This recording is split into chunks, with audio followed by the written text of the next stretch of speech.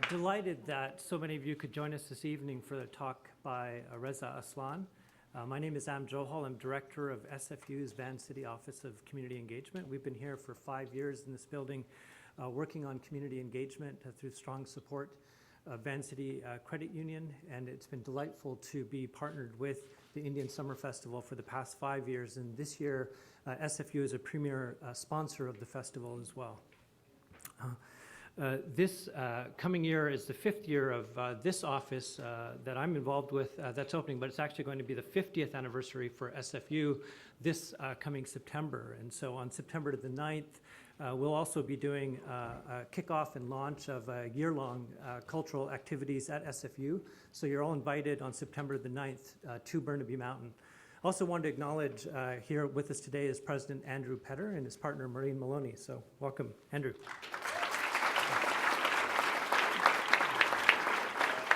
Of course, this festival really couldn't be possible without the incredible work of Suresh Rao and Laura Bispalco, the entire team. It's been wonderful to get to know them these past 5 years. This festival has enriched the city in profound ways, and we're absolutely delighted to be partners the last 5 years and on into the future. So please welcome Suresh Rao.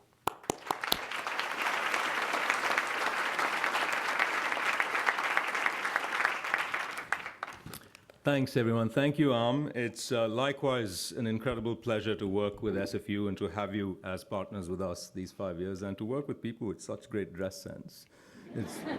It makes life so much better. So thank you. Yeah, it's really great to be here tonight, and I would like to start by recognizing the Musqueam, Squamish, and Tsleil-Waututh people on whose lands the unceded territories that we work, live, and play on.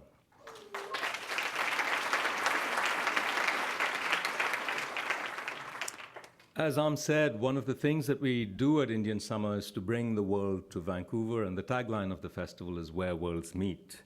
And we've really been proud over these past 5 years to bring some incredible thinkers, writers, musicians to this festival. Coming up, we have actually tomorrow an incredible performance called Genes and Jazz, in which a Nobel Prize-winning scientist collaborates with his jazz musician son and his quintet. And it's going to be where art and science meet. So the worlds that we see meeting are many. So please do check that one out. Also in the audience is Naresh Fernandez, who has just arrived freshly off the flight from India and is sitting here de-jet lagged, I hope.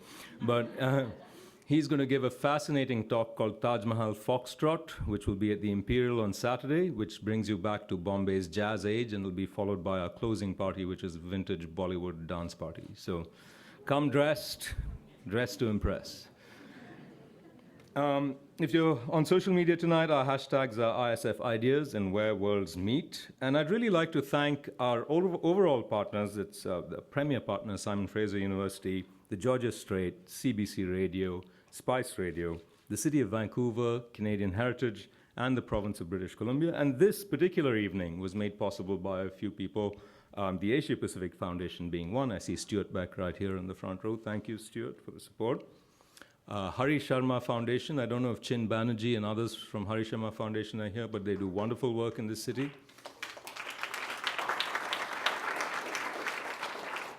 SFU Woodwards, where we are, of course, and the Vancouver Observer, which is, again, fantastic work that they do here, and Sandy Garosino is here from the Vancouver Observer.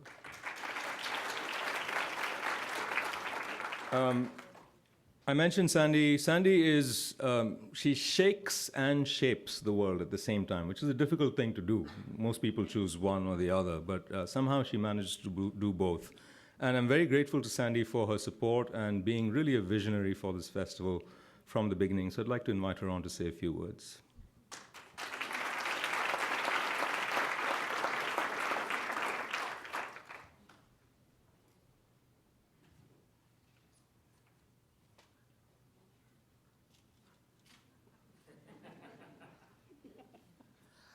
How's everybody doing tonight? Are we not lucky? Are we not the luckiest people in Vancouver right now, tonight, to all be here? Thank you all for coming out. It's our pleasure at the Vancouver Observer to be sponsoring, to be one of the sponsors this evening, and to be helping to present this. I'd like to just say, everybody always says great things about Sirish and Laura, but really these two people have given so much to this city. And by the way, can we have a hand for all the volunteers who are always do so much?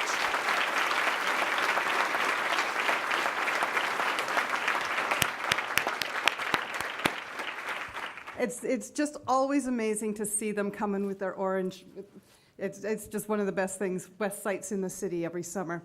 At the Vancouver Observer, and with the work that I have been doing, I'm editor-in-chief now, and we are very, very anxious to deepen the dialogue and make sure that important voices are heard. It is so easy, especially in these days of media, that we lose the texture and the depth of conversation that we as citizens need in these times, especially in these times, to be able to process and engage with all the issues that confront us.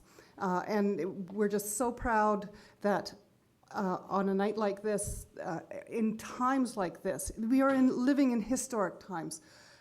Look at what has happened in the last week with the agreement that was just reached between Iran and the United States, and that rapprochement that is so important, that connection. And when Sirish talks about when worlds meet, it is so vitally important that we all come together in good faith and with an open mind and an open heart. And I'm just so delighted that tonight, as Reza Aslan is going to be presenting, that we really do hear and absorb. And I'm just so thrilled to be here.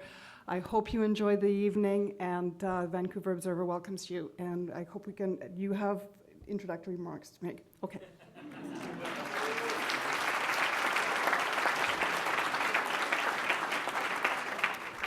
Thank you, Sandy. Thank you for reminding us that sometimes it's as important to receive in a certain way. So with that open mind, I'd just like to say thank you to Andrew Petter and Maureen Maloney for actually bringing Reza to my attention. When we were at the Jaipur Literature Festival a few years ago, being inherently lazy, I outsourced my work as an artistic director and said, can you find some speakers that we should invite to Vancouver? And they mentioned Reza Aslan. I don't need to say anything much about him. Ladies and gentlemen, Reza Aslan.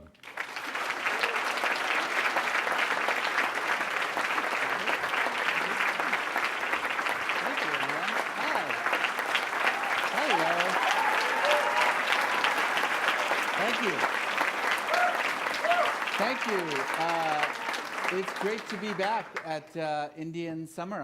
Or as we Americans call it, Native American Summer. I was here last year. I think some of you were here. I saw Sirish when I first walked out of the car, and the first thing that he said was, wow, you look much better this year than you did last year, which I think is a polite way of saying I looked like shit last year. Is that what you're trying to say? It's just thank you for that.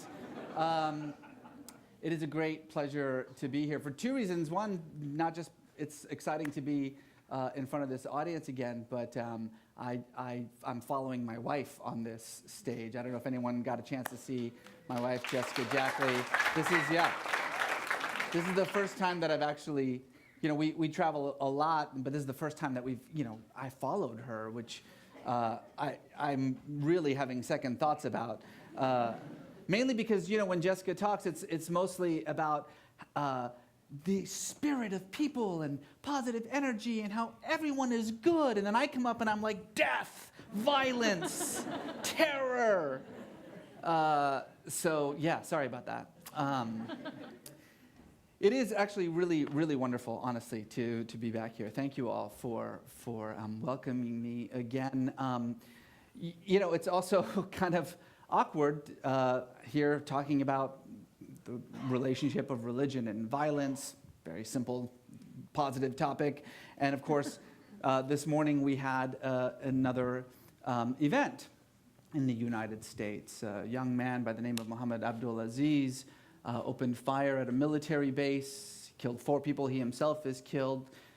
We don't know what his motivations were yet. Obviously the speculation is out there, but the investigation, of course, still has to be done. Yeah, we actually do still have to investigate these things before we actually come up with reasons for them.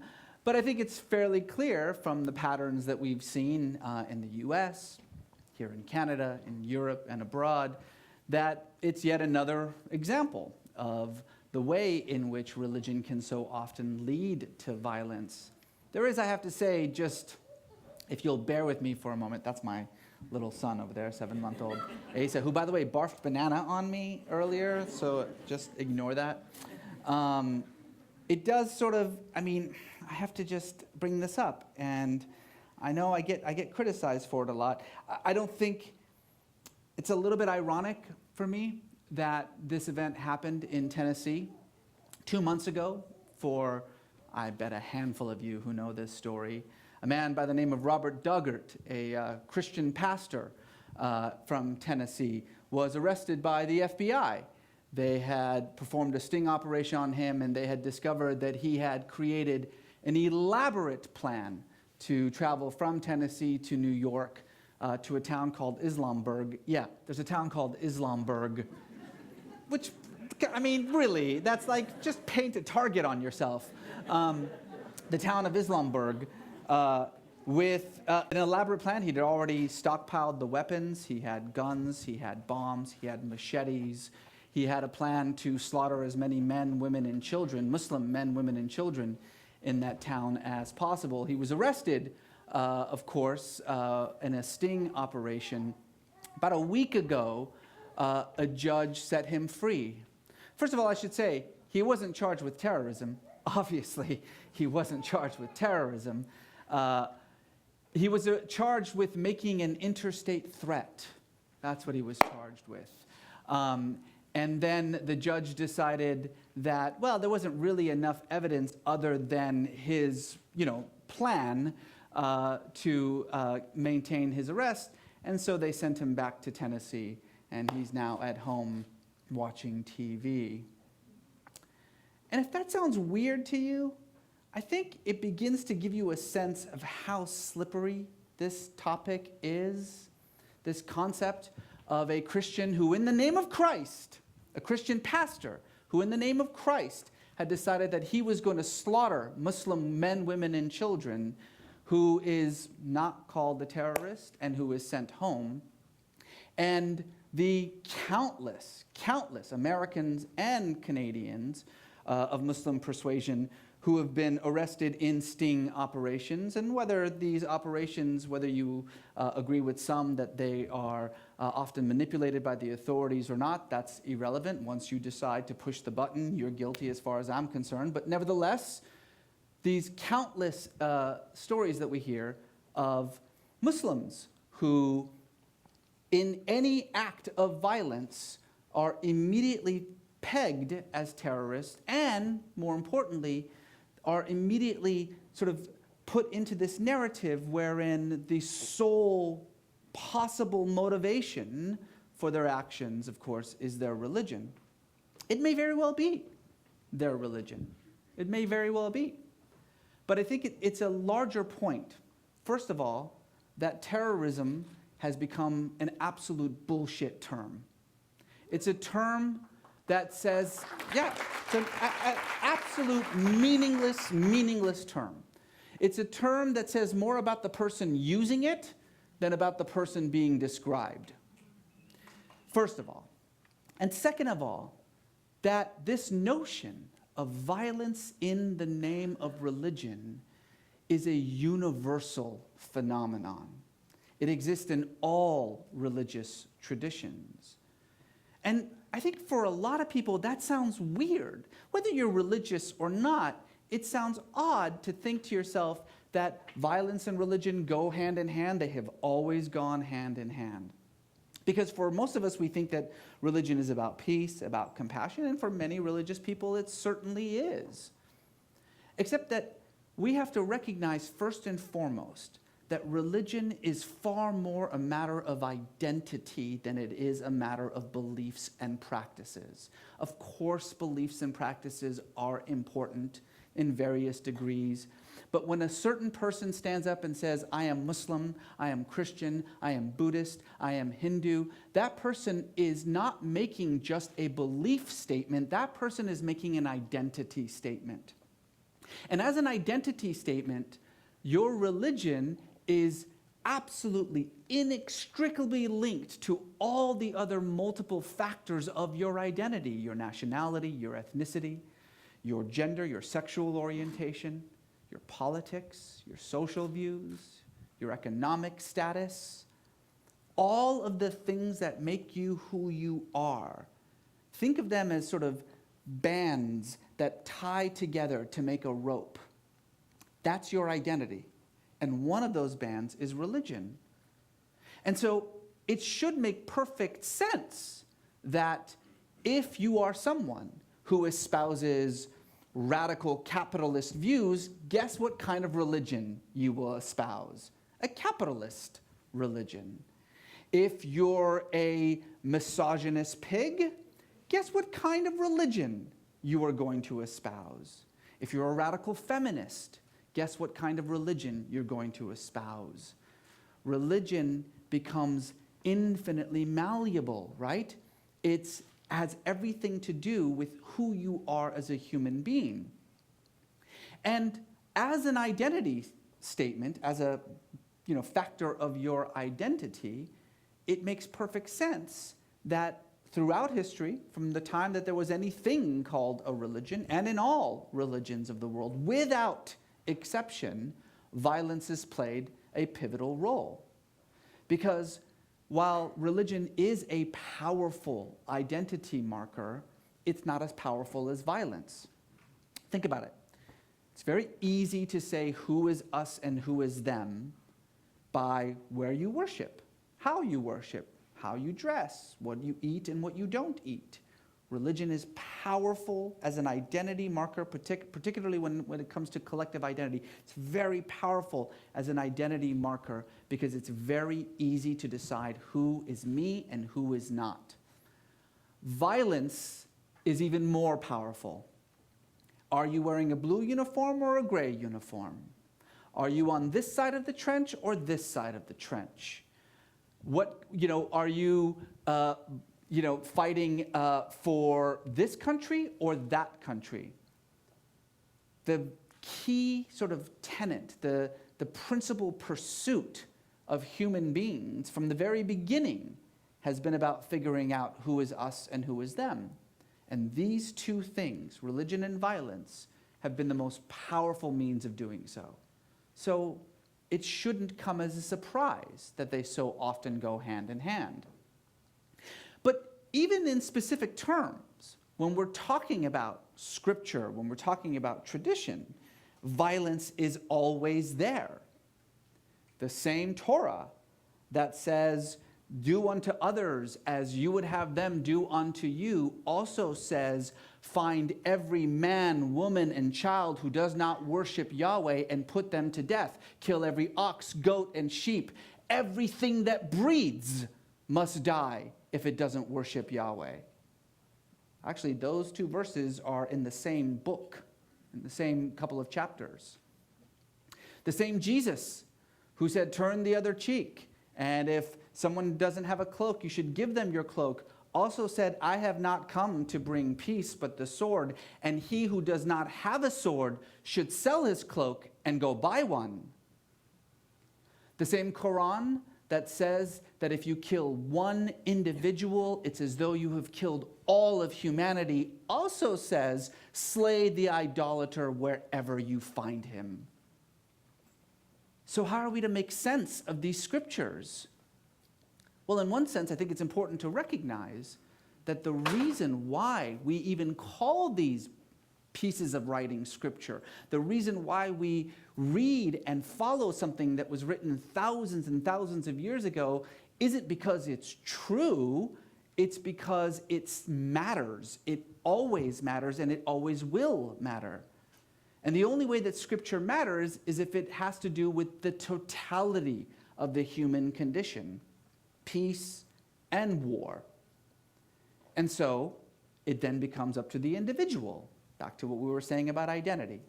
It becomes, the burden falls on the individual to decide how he or she is going to read her scriptures. If you're violent, your reading will be violent.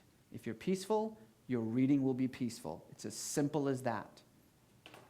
Nevertheless, we are, of course, embroiled in a time of enormous religious conflict around the world, and in one particular region of the world. And so for a great many armchair theorists, this notion of religion and violence tends to be predicated on one particular religion and one kind of violence. So let's start there. Let's talk about what's happening within Islam right now. Because if you have eyes to see and ears to hear, you know that there is a problem. There is a cancer within the Islamic world, and a cancer that is eating away at the very soul of this faith. Now, it is important, of course, to understand that the vast majority of the victims of this cancer, by the tens of thousands, are other Muslims. Occasionally, a white person dies, and then it gets all the news, but tens of thousands of Muslims on a monthly basis are being slaughtered in this internal conflict within Islam. And so we need to talk about that aspect of it as well.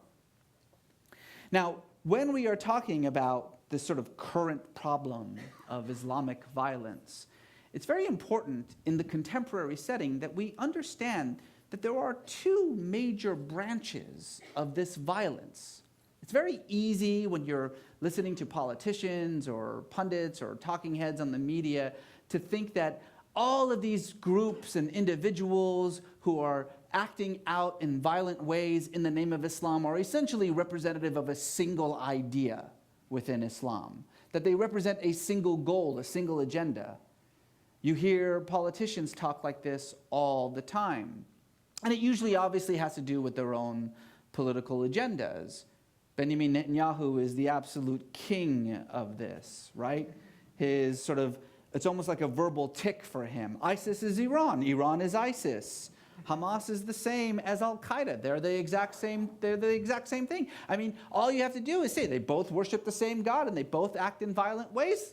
They're the same.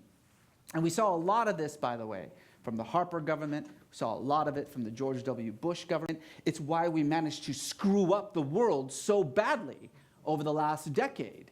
I mean, just in the most basic sense, the first rule of any war is know your enemy. And if you think that everybody out there who happens to be a Muslim and who uses violence wants the same thing, has the same agenda and the same goals, then you are fighting a losing war. Now, it's quite complicated, the geopolitical ramifications and issues, so we won't get too deeply involved in that, at least in this section. We can have a larger conversation about it in the Q&A. But I do think that it's important to start with one basic fundamental division, and that is the division between Islamism and Jihadism. These are two radically different, indeed opposite ideologies, but again, if you listened to the media, if you listened to pundits and politicians, you would think that they're the same thing because these terms are interchangeable, but they are not. And they represent two radically different but absolutely fascinating and global phenomena that are taking place right now in the world. And this is going to be the heart of our conversation tonight. Let's start with Islamism.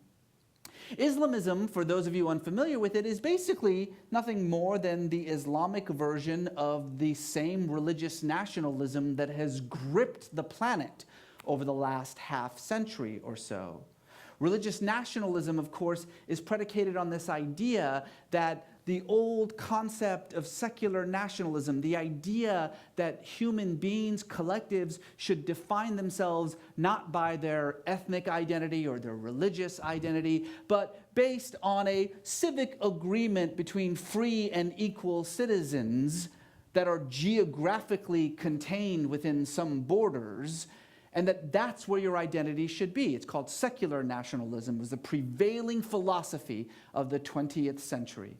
And the promise of secular nationalism was about as clear as it could get. If we could just put away our religious identities, our ethnic identities, our racial identities, then we will finally have the peace and prosperity that we all dream of as a human race.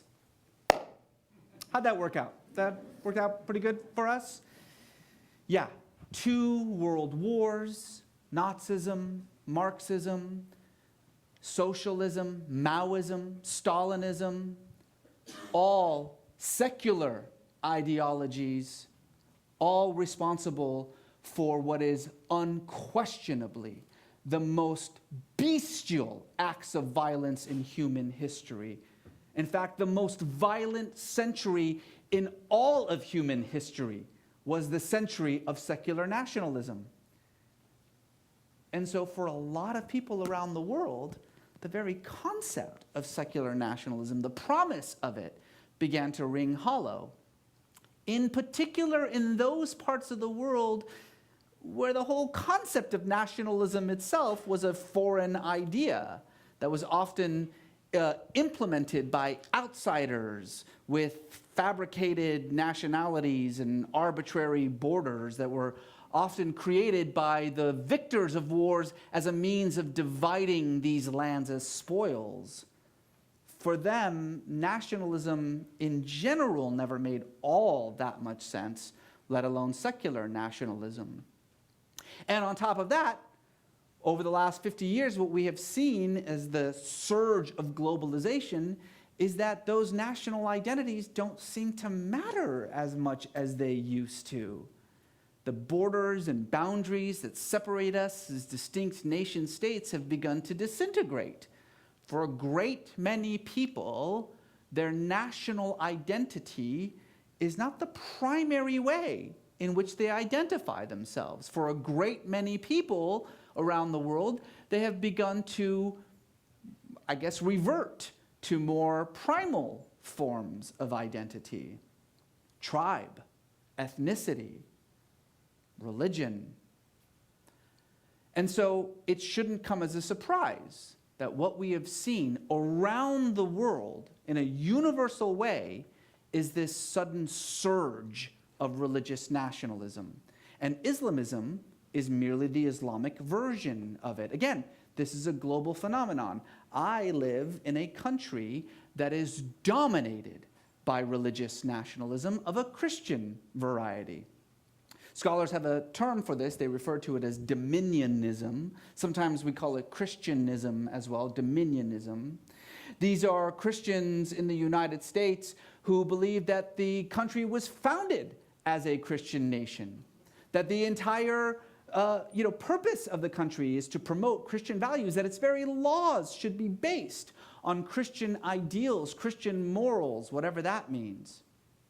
This isn't a fringe idea in the United States. According to the Pew Forum on the Pew Forum on Religion and Public Life, nearly 1/3 of Americans self-identify as Christian nationalists. That's 120 million people in the United States. And of course, the government is absolutely dominated by Christian nationalists. You're all about to take part in the shit show that we call a presidential election every 4 years. Thank you. You're welcome. You're welcome for that. So you're going to see one of the, I think, 74 GOP candidates who are running for president jump over themselves to actually express their potent Christian nationalism. Let's start with Mike Huckabee, who in 2008 almost, was like a heartbeat away from becoming the Republican nominee for president in 2008, whose entire stump speech was predicated on a promise, and I am almost quoting him, that as president, he will change the Constitution so that it is in better alignment with the Bible. That was Mike Huckabee, a heartbeat away from becoming the GOP nominee. Christian nationalism is potent and it's alive and well in the United States. Of course, it's not just Christians. Very powerful group of Jewish nationalists. Oftentimes, scholars refer to them as Messianic Zionists or religious Zionists. This is a deliberate phrase to differentiate them from the secular Zionism that gave birth to the state of Israel in the first place.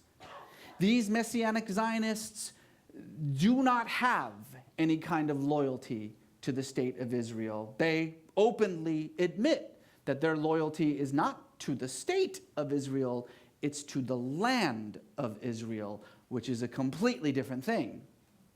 They are functioning on the promise that if they can re-establish that land, then they can rebuild the kingdom of David and usher in the Messianic age. Again, this is not a fringe movement. They have their own powerful political parties in the Knesset, the Yahadut HaTorah, the ultra-Orthodox Shas. Of course, the most powerful block of these Messianic Zionists are the so-called Gush Emunim, the radical settlers who, with absolute support of the government of Israel, whether it's Labor or Likud, it makes no difference, with absolute support of the government of Israel, have set up these illegal settlements. And yes, I'm using air quotes because every settlement is an illegal settlement, but technically what Israel itself refers to as illegal settlements, and have begun a reign of terror under the term price tag. Have you heard this phrase?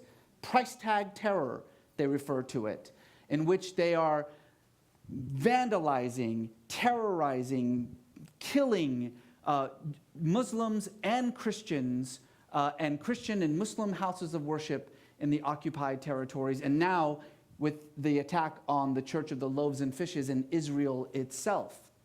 The government of Israel itself refers to these people as Jewish terrorists, and they are becoming larger and more powerful by the day. If you want to just talk about numbers, if that's all we're talking about, by far the largest group of religious nationalists in the world are in India. These are adherents, of course, of this new and, to me, utterly baffling ideology called Hindutva, right?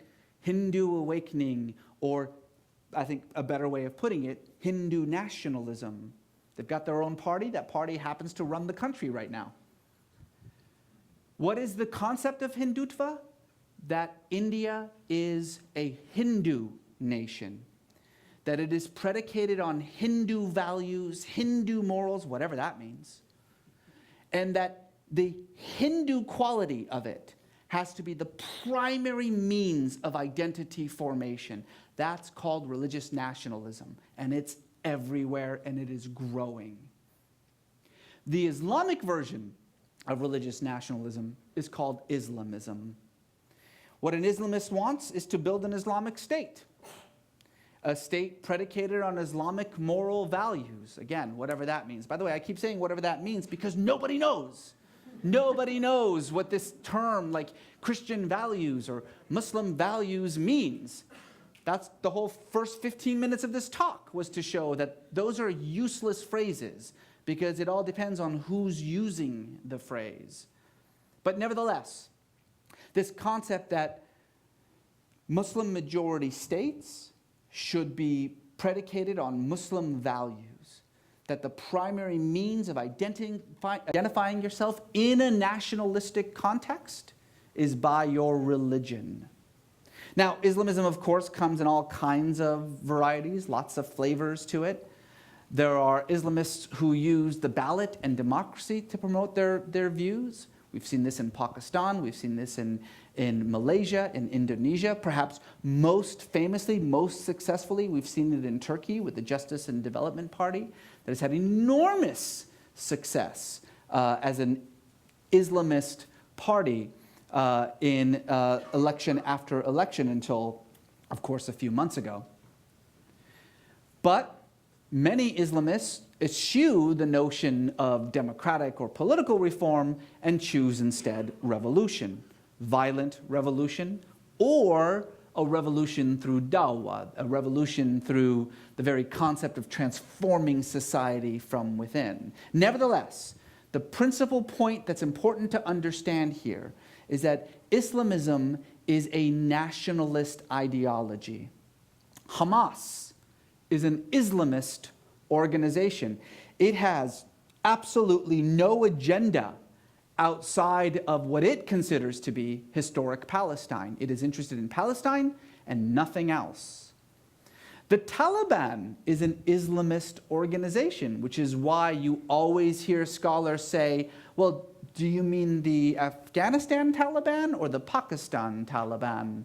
Because they are two different organizations, and there's no question that since the war on terror began, there's been an enormous amount of collusion for common cause, but that has not transformed their ultimate aim, their ultimate ideology. The Pakistani Taliban want Pakistan.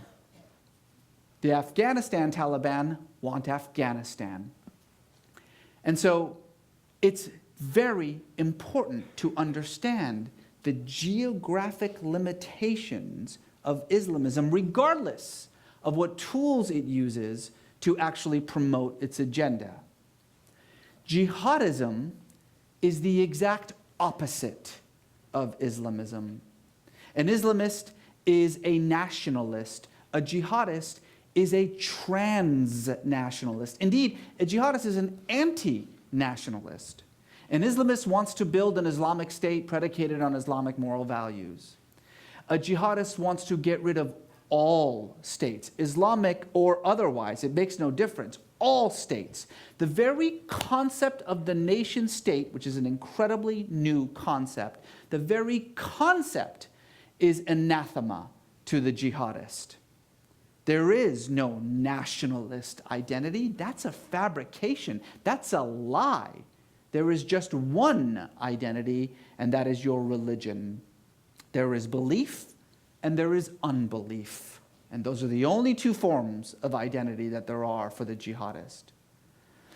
The goal of a jihadist, far from building a state or even maintaining control over any cohesive space of land that's not expanding, we'll talk about what that means in a moment here.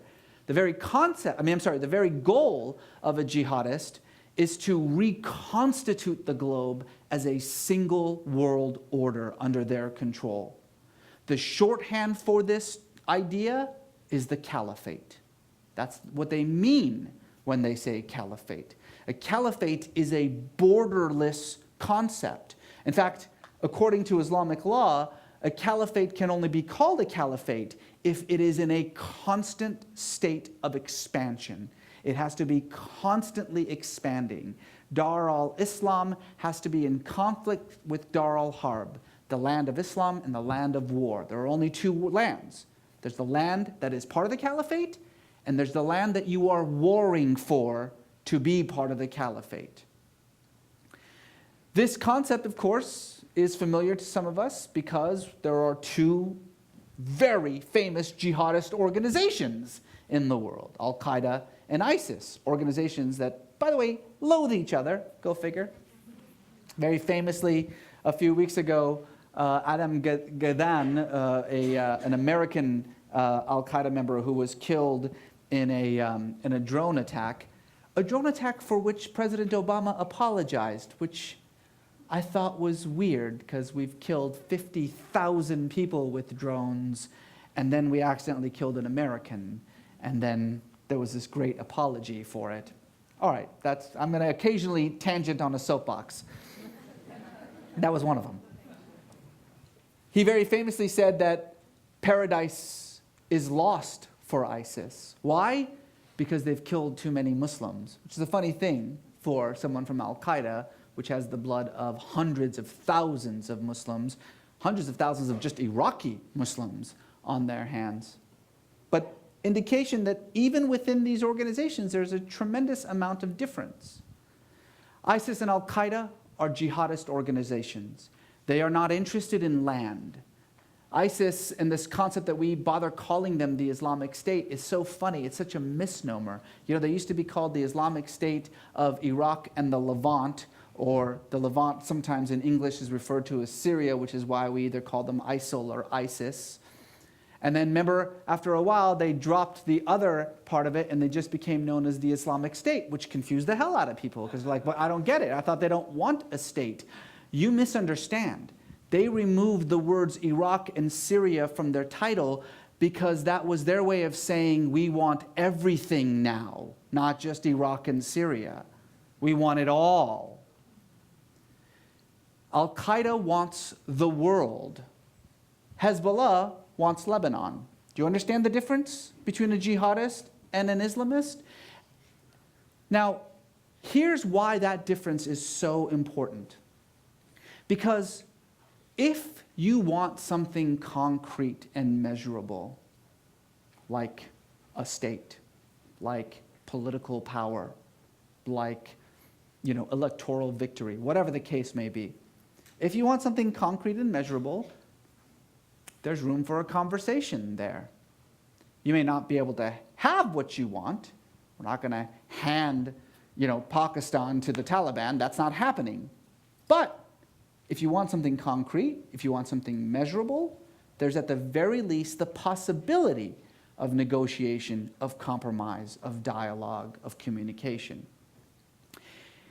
If what you want is the planet, there's nothing to talk about.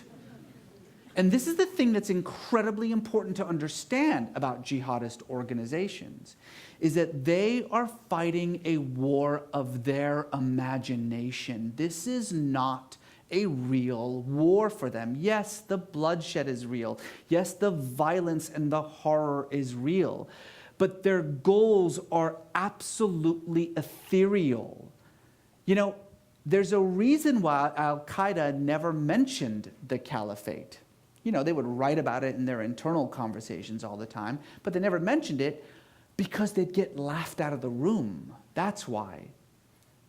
What they want is impossible to achieve in this lifetime, which is why they've transferred their goals from the earthly plane to the cosmic plane. In fact, what they are fighting is not a real war. What they are fighting is a cosmic war. ISIS is not fighting a war for territory. That's a mistake. They're not fighting a war for land. They're not fighting a war for politics. They are fighting what in their mind is a battle between the demons of darkness and the angels of light. They are fighting a cosmic war for the very concept of the triumph of good over evil. And it's a war that we can't have anything to do with. It's a war that we can't be involved in any way. Which is why the difference between, say, Barack Obama and a George W. Bush, not in the tactics of the war, because they've been identical, but in the rhetoric of this war is so important, right? The problem with George W. Bush, that's funny. One of the problems with George W. Bush was that he absorbed this rhetoric and he made it his own, right? We weren't fighting a complex military police investigation of an international criminal conspiracy. We were fighting a war between good and evil, George Bush told us. A war over civilization itself. He, if you remember, during those first, few months after the attacks of 9/11, kept referring to bin Laden not by his name, but he kept calling him the evil one. I'm not kidding. He would call him the evil one, like he was like Darth Vader or something. Now, fast forward 8 years, and President Obama is getting a lot of criticism because he has gone exactly the opposite way. he has decided that he's not even going to refer to as Al-Qaeda or ISIS as Islamic terrorists. He's not going to use the term at all. And he obviously gets a lot of criticism from the right, but he's even gotten criticism from the left for this. And so when asked why is it that you refuse to actually refer to these groups as Islamic, his answer, in a very smart, sophisticated, academic way, is that these groups, as Puritans, because that's what they are, they're puritanical groups, their primary concern is with purifying their own communities of what they see as its heresies, its imperfections, its innovations. That's why so many, again, by the tens of thousands of their victims are their fellow Muslims, what they refer to as the near enemy as opposed to the far enemy, us. President Obama said, well, these groups think of themselves as representing Islam. That's how they define themselves. But they're not. They're not Muslims, and so therefore I'm not going to call them that to give them that potency. It's a wonderful thought. It's also wrong. Because here's the problem with the president's view. Anybody who says he's a Muslim is a Muslim. Anybody who says he's a Jew is a Jew. Anybody who says he or she is a Christian or a Hindu or a Buddhist is a Christian, a Hindu, or a Buddhist. It is the individual who gets to define that, not the collective. And I understand the desire for communities of faith, when confronted with this kind of violent extremism in their midst, to simply say, that's not us. That has nothing to do with us. They're not even really Christian. They're not really Muslim. They're not really Jews. They don't have anything to do with us. I totally get that. Particularly because so often those actions are so beyond the pale of anything that could legitimately be called normative Islam or normative Christianity or normative Judaism or what have you. But it's also wrong. It's wrong because as much as we like to pretend that those who act violently in the name of religion are betraying their religion, it's just not true. You can find any justification for almost any act of violence in almost every scripture in the world.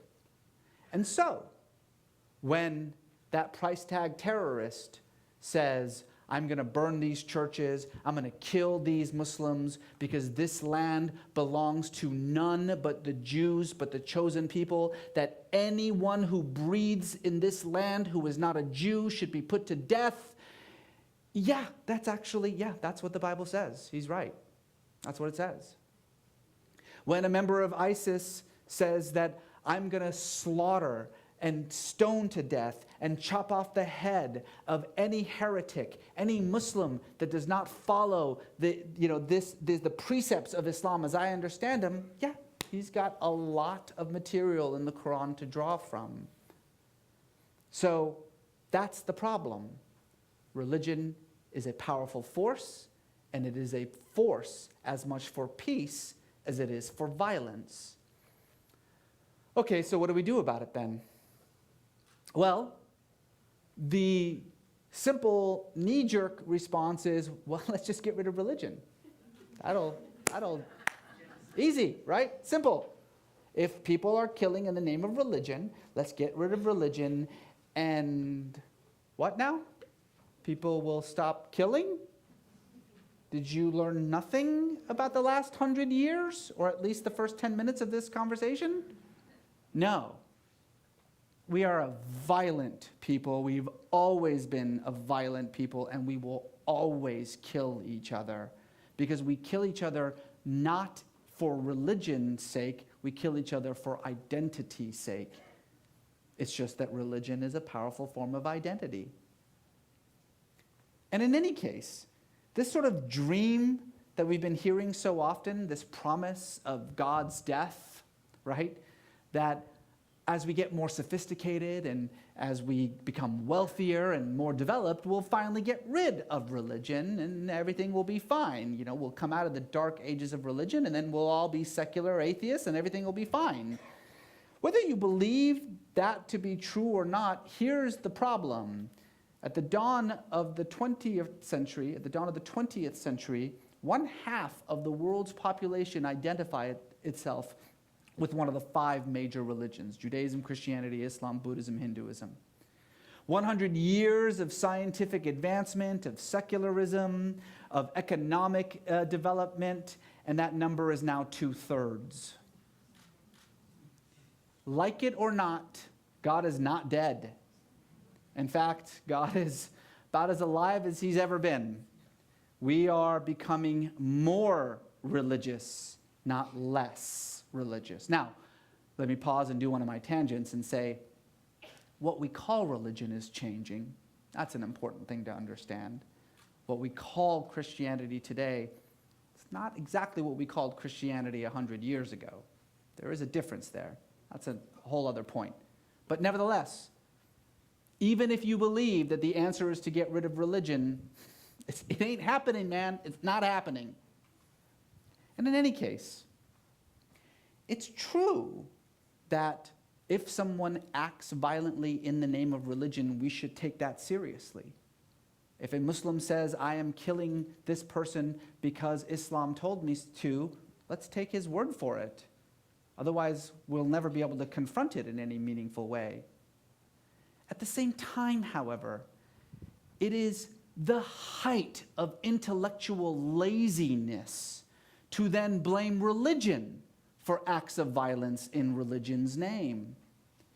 I'm actually okay with that. If you're somebody who thinks that religion is responsible for every act of violence in religion's name, that's fine with me. As long as you also believe that nationalism is responsible for fascism.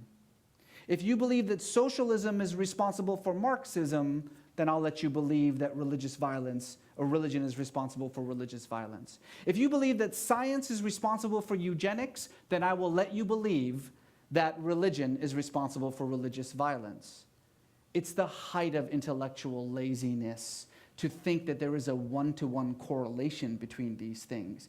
Yes, it's true that religion can be a motivation for violent act, but it is idiotic to say that then religion is responsible for that violent act. It's idiotic.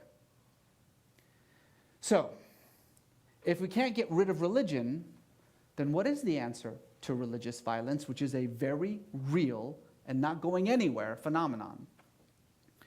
Well, here I have to stop talking like an academic for a moment and talk like what I am, which is a person of faith. I'm not just somebody who studies religion. I am a religious person.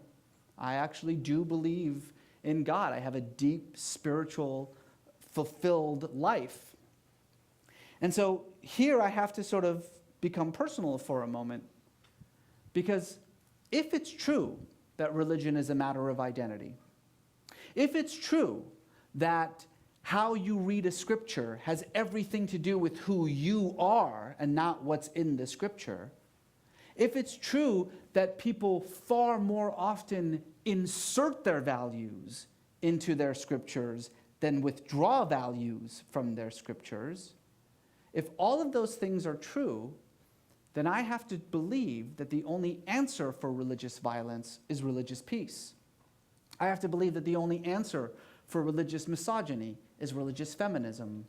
I have to believe that the only answer for religious exclusion is religious pluralism. I have to believe that the same religion that has the power to impel violent action has just as much power to promote peaceful action. And so for me, as a person of faith and as a scholar, the answer to the problem of religion is religion. Because I don't think that there's any other way of actually moving forward in the world in which we have created. We, as a human society, are becoming different in the way that we define ourselves.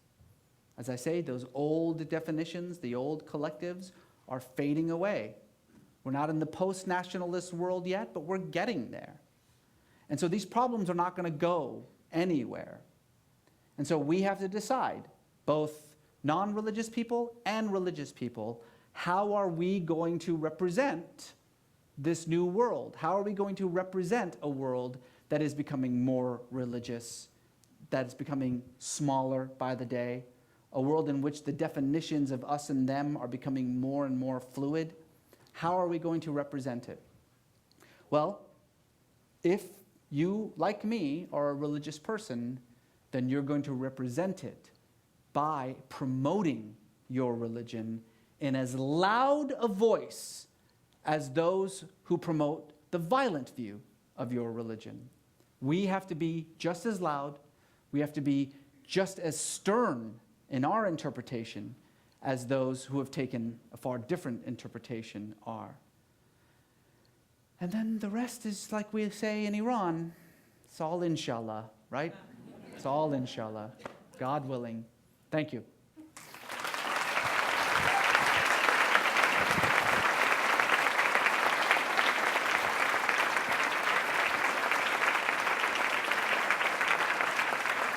Okay, I think someone's got a microphone, right?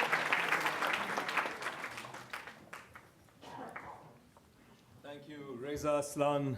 I think we have time for a couple of questions for Reza. Sure. We'll take this discussion. There's mics running up and down both aisles. Reza, would you point to the hand that you want? Yeah, I don't see the mics though. Am I? All right. Have you got the mics? Oh, Oh, yes. there they are. Okay, why don't we just start right here, or right there? Right there. Right, this lady right here. This is the second time I'm listening to you speak, and you are again excellent. Thank you Saw very you last much. year and this year, so it's a double that. bonus. So I just wanted to let you know. Thank you, very sweet of you. One question I wanted to ask is, I find in the Indian culture that it's very common that there's a lot of contradictory between Hindus, Sikhs, and Muslims. And I wanted to ask you, with the modernization and the change of people not being as religious, people becoming more religious, I guess people are just not believing so much in religion. And I noticed that a lot of Hindus and Sikhs want to marry each other, or Hindus want to marry Muslims, Muslims want to marry Sikhs, and even they want to, these three religions want to marry Christians. Can you give me a better description on how the social difference has changed from olden days with all this controversy? I will say India, of course, is a unique situation because it is so pluralistic. And it's not sort of pluralistic in the sense that you see in a lot of countries where you have, the Christians live over there and the Muslims live over here, like you have, say, in like Nigeria or in Egypt or something. What I love about India is you walk around these streets and you see sort of like a temple to Ganesh that has like a crucifix next to it, and then there's like a Muslim there using it to pray. You're like, there's no place else in the world, that happens. And also the celebration of each other's holidays, right? Now, I think mostly it's just a reason not to go to work, but still, the idea that, you celebrate other religions' holidays that's a very unique thing. But to the larger point of intermarriage in the way that has actually begun to blur the boundaries of religions, that is a really fascinating issue that has been studied a lot, because right now what we are seeing, particularly in North America, in Canada and the United States, is unprecedented levels of interreligious marriage. I'm in an interreligious marriage. My wife is a Christian and I'm a Muslim. And 10, 15 years ago, that might have been weird, but now it's not that weird at all. What we talk about when we talk about religious phenomenon in the West are two primary issues. Number one is what's called the religious marketplace, right? Unlike almost anywhere else in the world, and including Europe, in North America, people change their religions all the time. They go from religious to non-religious. They go from one religion to another religion. The term for this is the religious marketplace. And it doesn't exist in most places in the world, because in most places of the world, that notion of religion as your identity is very, very fixed, right? You're a Muslim because that's just because you live in this village and everybody in that village is Muslim, and that's just all there is to it. The idea that you would convert to another religion, it never even comes up. But that is unique about North America. So that's the first thing, the religious marketplace. The second thing that's unique about North America is this new trend that, again, has really started to take hold in the last decade called the nons. Have you heard this phrase before? The nons, N-O-N-E-S. I know a lot more about it in the United States than I know in Canada, but again, going back to the Pew Forum of Religion and Public Life, for about 50 years now, they have been monitoring American religiosity, and they give this sort of very handy poll out, and it just basically says, it's got all of these options, and you pick which religion you are, right? So it's like Christian, Jewish, Muslim. You just pick atheist, agnostic, and 70%, 7 out of 10 Americans pick Christian. 70%. That's a huge number. But what's really fascinating is that the second largest tick, right, the second largest box, didn't exist 5 years ago. The people at Pew had to create it because they were increasingly being responded to with confusion. Because people would say, wait, I'm not any of these things, but I'm not an atheist, and I'm not an agnostic, because I don't even know what that word means. So I don't know what to do. I don't know how to fill this out. And so a few years ago, the people at Pew had to create a new box, and they called that box non-affiliated. Non-affiliated, which is a shorthand for spiritual but not religious. That's what it means. In the 2014 poll, 24% of Americans picked non-affiliated. 24%. So 70% of Americans are Christian. 24% picked non-affiliated. Everything else is 6%. I mean, that's amazing. And it is a interesting phenomenon. It's too new for us to study it. By the way, among millennials, it's almost 2/3. So if you're under the age of 30 in America, almost 2/3 of you choose non-affiliated. Now, here's one thing that's very important about that note, is that oftentimes what you hear, particularly from new atheists, is that, it shows that we're winning. Well, no, because atheism is a box. You can choose atheists, and currently 2.5% of Americans choose atheism. In fact, with the exception of Muslims, atheists are the most hated group in the United States. Muslims are just a little more hated, just a little more. But atheists are the most hated group, which of course is absurd, because in almost every single poll measuring moral choices, ethical values, atheists rank at the very top of all of those lists. And yet there is this sort of conception that, well, if you're atheist in America, if you're atheist, then you're sort of immoral in a way. So those are the two most fascinating trends of contemporary religion in North America that I think you should watch out for. A gentleman, I like to go ladies, gentlemen. I guess there's a gentleman right there. And then I promise I'll get to the back. I also won't take that long to answer. Thank you. Then again, Suresh, you talked for like 20 minutes, man. Great. My question is just a simple one on sort of your last point that you made during your talk, and that you just brought up, the sort of non-affiliated individuals. What do they do to contribute to eradicating that religious violence in the world? Such a good question. Thank you for that. I think, first of all, being religiously literate is the most important thing that you can do. By the way, just in general, having religious literacy is so important. And when I say religious literacy, I don't mean just knowledge of other religions, although that is important, but knowledge of religion itself. What I am so disheartened by in this kind of polarizing rhetoric about religion, in society, which tends to have essentially two voices, right? There's the voice of the fundamentalist religious person, right, who says, well, you know, I mean, the problem is that you're all going to hell. But I'm going to say it with a smile. I mean, it's okay. And then the fundamentalist atheist. And yes, that's a thing. People, stop emailing me, okay?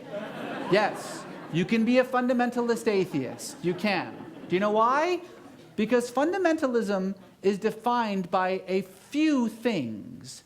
It's defined by an absolute unwillingness to think of the other side of the argument, okay? It's fueled by an absurd and an absolutely imaginary conception, a sense of siege, right? That everybody's after you, that you're the only one who's right and nobody else gets you. It's this conception that if you disagree, you're not just wrong, but you're stupid. You're evil. That's called fundamentalism. And indeed, more fascinating, the very term fundamentalism, you all heard me say this last year, so I won't get too much into it. The term fundamentalism is only about 100 years old. It's basically predicated on this notion among American Protestants who, in response to the scientific revolution and something referred to as Christian liberalism, which said, well, if that which is true is only that which can be factually verified, then we should stop thinking about the Bible as literally true. We should think about it as figuratively true. A group of American Protestants said, no, whoa, no. What it really means is that everything in the Bible has to be literally true, otherwise it's not really true. And so literal reading became the chief cornerstone of what then became a series of 12 tracts that these guys wrote called The Fundamentals, hence the term fundamentalist. Okay, rewind. I don't know a scriptural literalist that is more literalist than Richard Dawkins. I don't know the most fundamentalist, crazy, literalist Christian I know doesn't read the Bible more literally than Sam Harris does. In fact, what's fascinating about the fundamentalist atheist viewpoint is that it's wholly predicated on this absolutely imaginary concept of what religion is, right? In fact, Sam is perfect at this. He says that the real problem is not religious radicals. The real problem is religious moderates, because those who don't abide by every word of the Bible aren't really followers of the Bible. You know who else says that? Pat Robertson. Pat Robertson says that. That's called fundamentalism. What we need is the middle, the people in the middle, to start making themselves known, to start making their voices heard. And again, it's not just those who are religious, but especially those who aren't religious, who reject the extremes, who recognize that these are fringe ideas that don't have any role in solving any of the problems that we find ourselves currently embroiled in. A lady in the back. How about that lady over there?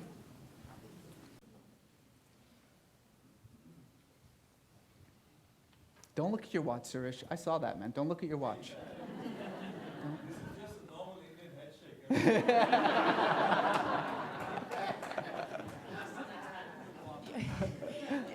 mentioned feminism as like a value that religion should be focused on, and it brought to mind the PKK, which is bringing its militant feminism like to a whole new level. Yeah.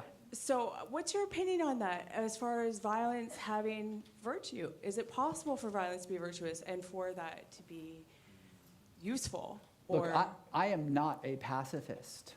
I'm not. I don't believe that there is no place for violence. I'm of the opinion that when you are confronted, particularly with gross injustice, with the kind of, ethnic cleansing, there's no other term for what ISIS is doing in Syria and in Iraq except for ethnic cleansing. It is genocide. There's no other term for it. I am of the opinion that when confronted with genocide, you do whatever it takes to put a stop to it. I said earlier that when you're dealing with a jihadist organization, you're dealing with an organization that's not fighting a real war, they're fighting a cosmic war, and that really, in those kinds of situations, negotiation, diplomacy, there's no real role for this. Well, I didn't say the next part of that sentence, which is, therefore, the only response to a jihadist militant is violence. The only response to an ISIS militant is violence, is a military response. Now, that is not the response to jihadism as an ideology, because jihadism as an ideology encompasses far greater things than just an ISIS or an Al-Qaeda militant. They are the most potent and obvious faces, the most violent sort of manifestations of this ideology, but the ideology is much more widespread. And the ideology feeds off of grievances, very real grievances, which for the jihadists themselves are symbolic, but which for the audience that they are being used to sort of promulgate these ideals are very real. Let me explain what I mean by this. So, if you ever read the writings of Bin Laden, it's so fascinating. Don't carry it through an airport, but really go home and read it, and don't check it out from a library in America. Don't do that. We're watching you. But everybody knows about sort of the greatest hits, right, of Al-Qaeda's grievances, the suffering of the Palestinians, the American troops in the Middle East, Western imperialism, all of those things. We've all heard those things. But when you read these writings, it is fascinating what else they are upset about. For instance, Osama bin Laden issued a fatwa once condemning America's role in global warming. Yeah, really. Yeah, Al-Qaeda's green. Did you know that? Yeah. I guess if you live in a cave, that's about as green as it gets, really, if you think about it. Zawahiri, Ayman Zawahiri, who is currently the head of Al-Qaeda, once famously wrote this tract lambasting America's role in not supporting the International Criminal Tribunal, the ICC, the International Criminal Court. What? Like, that is so mind-bogglingly random. Like, what are you talking about? The ICC? Is that really what you guys sit around talking about? Like, if only America would, incorporate the Kyoto protocols, well, we'd call off the jihad. It's so weird. But here's what's important about it. Of course bin Laden doesn't care about that stuff. Of course Zawahiri doesn't care about that stuff. You know who does? I do. I care about that stuff. And when I read these kinds of messages, they're talking to me. They're actually reaching out to me. They use their grievances like a gigantic net to just sort of throw out and grab people together. Of course they do. Think about this. Let's go back to the difference between Islamism and Jihadism, right? If you're an Islamist, it's very easy to form a collective identity. Are you Turkish? Okay, done. You're one of us. Are you Lebanese and Shia? All right, you're done. You're one of us. But if you're a jihadist and you think nationalism is a sin, you think ethnicity is, in your imagination, how do you create a collective identity? How do you say us versus them? Well, the obvious answer is religion, but as I had mentioned already, there's some difference. There's a significant difference in the religious ideologies among these different groups, and even within the groups themselves. You've heard all the stories from people who have escaped ISIS who have said, these guys don't know anything. I never saw a Quran in the 2 years that I was there. They never talk about religion at all. And then on the other hand, you hear people like, Baghdadi very intelligently talk about religion and justify, these crimes in the name of not just the Quran, but in sort of, 1,400 years of complex jurisprudence. There's a huge diversity. So it's not religion. It's not religion that creates your collective identity. So then what is it? What makes us versus them are grievances. That's what makes us versus them. Do you agree with our grievances? Then you're us. And so for that to work, those grievances have to be gigantic. They have to be huge, they have to be diverse, and they have to be, in some cases, random in that regard. A gentleman, okay, since you're already up there and since I'm running out of time, is this my last? Is this, yeah, all right. Wait, what was that? That's like, you're not selling me something, you know? It's like, hey, my friend, maybe it's like an Iranian and an Indian haggling over things, right? This is going to go all night. No, I can't. After you, please. I can't. No. Okay. Yes, sir. I think what gets... Oh, let's get a Sikh involved. That's even. There we go. Thank you. What gets ignored when we are talking about religious violence, especially contemporary version of religious violence, is that this religious violence is taking place under the shadow of a larger invisible violence, the violence of technocratic neoliberal globalization. So when 9/11 happened, French thinker Jean Baudrillard, he said that, and I'm almost quoting him, by dealing all the cards to itself, the system has forced the other to change the rules of the game, and the new rules are ferocious because the game is ferocious. So what I am trying to point to is that neoliberal, capitalist, technocratic globalization is also a kind of... I can hear you. Also a kind of jihadist ideology, because it wants planetary domination. And it's transnational, and it's If there is no resistance to it, so Yeah. how do you formulate resistance that is moral? no, And what role religion can play in it? That's Well, the you know, question. this goes a little bit back to what we were talking about before, about this notion that there is this one-to-one correlation between belief and behavior. That sounds obvious. It sounds like if a person is like, hey, I'm killing you because my religion tells me so, well then it's obviously the religion's fault and we don't really need to look at anything else. We don't need to look at the socioeconomic aspects. We don't need to look at the geopolitical influences. We don't need to look at the yawning gap between the haves and the have-nots in these places around the world. The enormous influence, not just of colonialism, European colonialism on this part of the world, but of neo-colonialism, right? Just because we're not actually going over there and ruling ourselves doesn't mean that colonialism has ended by any means. It's just now an economic colonialism. I think all of these things are absolutely true, which is why all of these things have to be very much a part of any kind of real, legitimate attempt to create the kind of stability that's necessary to bring peace and prosperity to this region. There's no question about that. Here's, I think, what's really, just for me, the crux of this whole point that you're making, is that if we want to actually bring these cosmic battles back down to earth, we need to first begin by addressing those grievances. Again, for the jihadists themselves, these are symbolic grievances. Okay, they're not real grievances for them. But for everybody else, they are real grievances. They are legitimate grievances.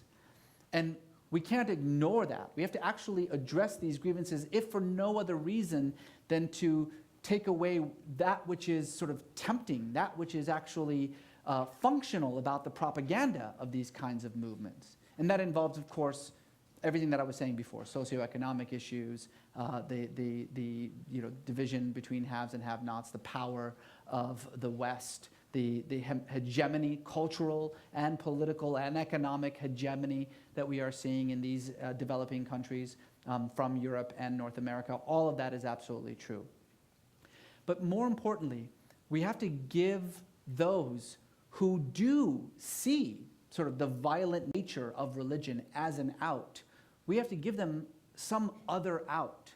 I'm going to go back to this principal divide between Islamism and Jihadism, which I kept saying is sort of the crux of this entire conversation. Jihadism arose out of failed Islamism. Ayman Zawahiri was a member of the Muslim Brotherhood until the Muslim Brotherhood was violently crushed in Egypt. And he, like so many other nationalists, so many other Islamists, realized this is a waste. This idea of fighting for nationalist rights, be it through revolution or through the ballot, it's useless. There's no point in it.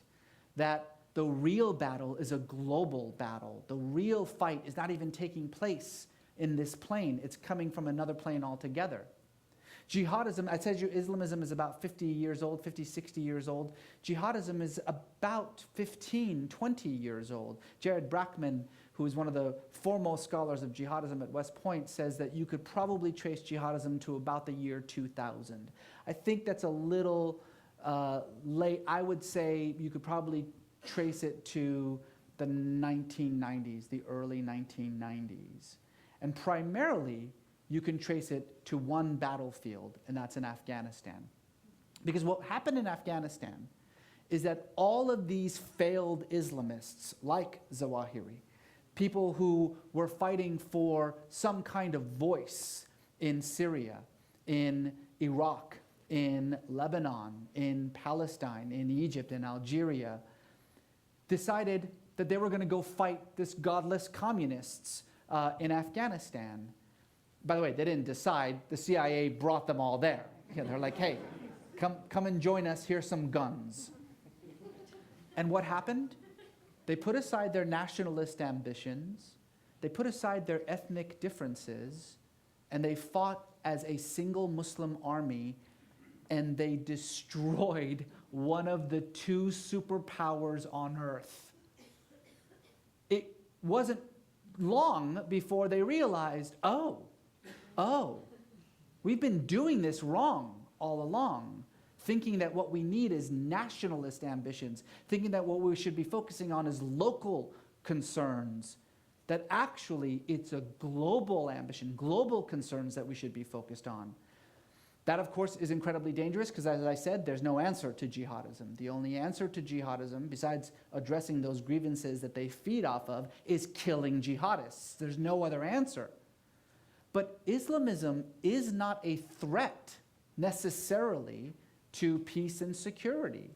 On the contrary, time after time we have seen that when Islamists are given an opportunity to put down their guns and to pick up a ballot, to take part in the political process, to have their voices be a part of the marketplace of ideas, and to allow people to actually hear those ideas and, I know this sounds crazy, vote about whether they agree or not with those ideas, every single time that that has happened, one of two things has taken place. Either they have been forced to moderate their behavior and achieve enormous political success, or they've not moderated their behavior and they have failed miserably, and both of those are good. Both of those are good outcomes, because at the very least, it's an avenue for these ideas, these local grievances to be addressed.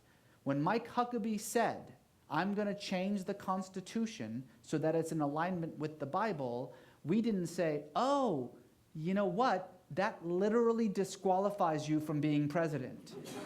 You understand that your sole job is to enforce the Constitution as is. That's the only job of the president. So therefore, you're not allowed to be president.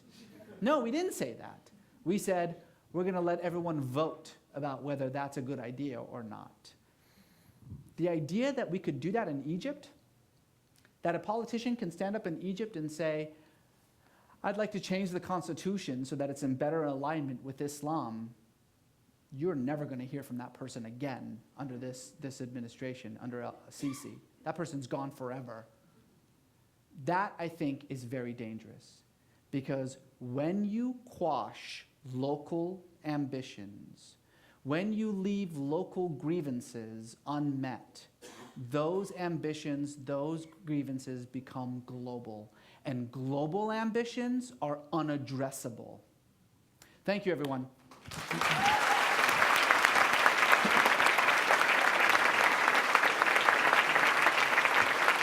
Ladies and gentlemen, Reza Aslan, thank you so much for coming back.